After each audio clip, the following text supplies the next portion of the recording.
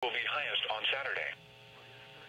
Significant weather advisory for southern McLennan, east central Coryell, northeastern Bell and western Falls counties until 7:30 p.m.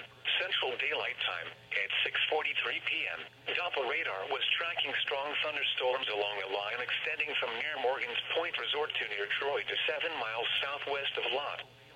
Movement was northeast at 35 miles an hour. Wind gusts up to 50 miles an hour will be possible with these storms. Locations impacted include Waco, Temple, Hewitt, Robinson, Belmed, Woodboy, Lacey Lakeview, Marlin, McGregor, Morgan's Point Resort, Beverly Hills, Loretta, Troy, Bruceville Eddy, Moody, Riesel, Lott, Crawford, Galinda, and Hallsburg. Heavy rainfall is also occurring with these storms and may lead to localized flooding. Do not drive your vehicle through flooded roadways. The current time is